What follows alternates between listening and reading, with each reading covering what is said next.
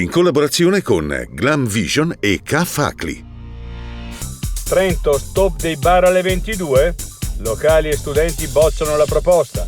Il sindaco: impraticabile, serve un'area per il divertimento. Destra Adige, ipotesi giusta. Condotta discriminatoria di Fugazzi contro i bambini stranieri. Il tribunale condanna la provincia sul bonus bebè.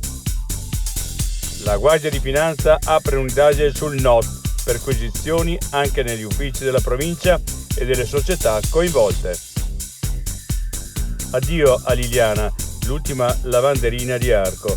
Lavava ancora i panni nella vecchia fontana di Stranfora. Non dimenticheremo mai il suo sorriso. Samantha Cristoforetti è in orbita, lo vediamo nel video, per raggiungere la Stazione Spaziale Internazionale.